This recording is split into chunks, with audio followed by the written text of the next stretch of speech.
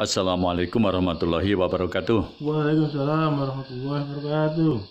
Sahabat-sahabat semuanya yang saya cintai, salam sepertiga malam.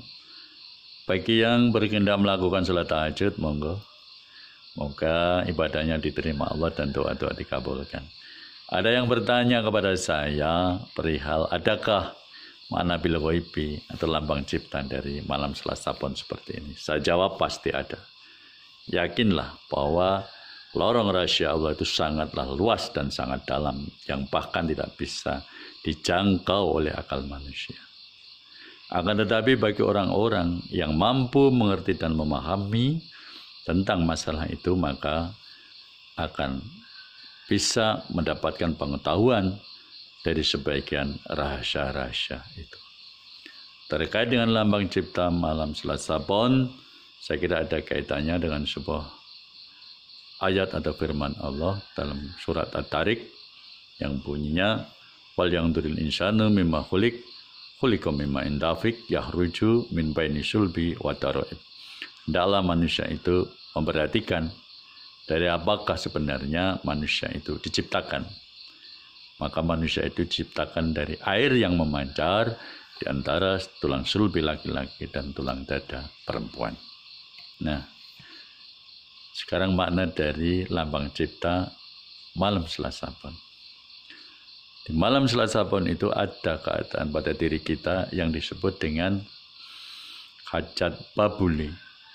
Hajat babuli itu adalah harkatnya hati sanubari atau pintunya kolbu yang terang benderang. Sehingga kemudian apabila itu ada pada kendakan nafsu manusia, bisa menimbulkan tiga perkara. Perkara yang pertama yaitu yang disebut dengan hajat farjini. Farji. Hajat farjini itu maknanya adalah rasa asmara. Apabila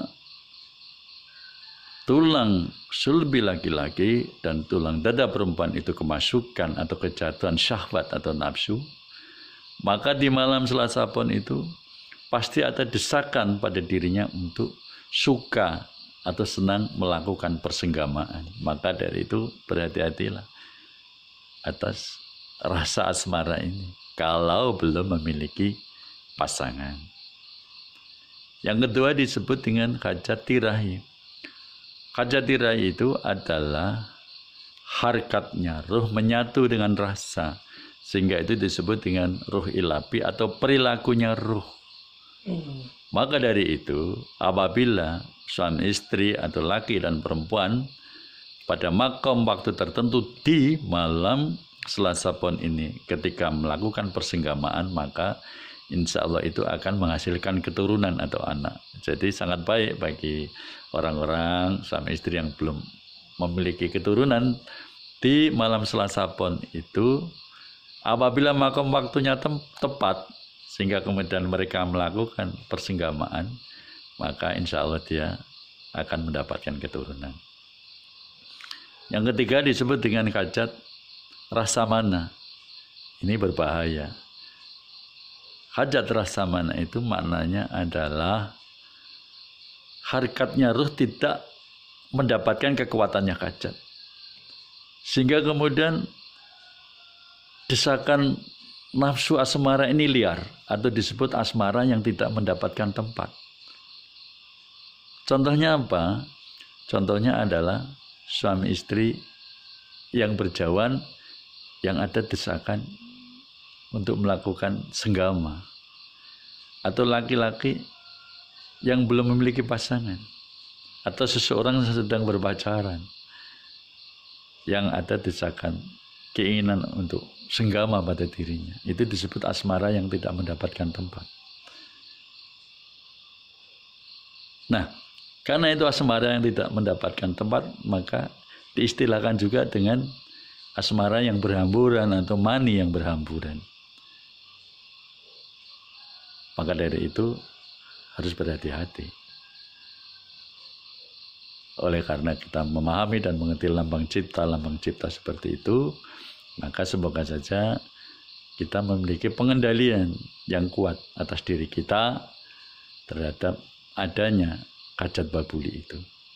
Terbukanya pintu kolbu atau harikatnya hati sanubari yang berada pada kendakan nafsu. Oleh karena itu, marilah kita di malam Selasa pun kita sebaiknya bertirakat agar kita dihindarkan dari segala godaan nafsu syahwat yang menyebabkan kita masuk pada lorong dosa. Demikian para sahabat sekalian, saya kira ini hanya istilah-istilah saja dan bukan ilmu pasti, sehingga tidak harus dibuli atau tidak harus sampai berdebat dengan panjang lebar begitu ya. Bagi yang mau memahami bukan mempercayai ya monggo, bagi yang tidak cocok tidak apa-apa. Ini adalah sekedar khasanah pengetahuan saja. Mohon maaf, cukup sekian. Wassalamualaikum warahmatullahi wabarakatuh.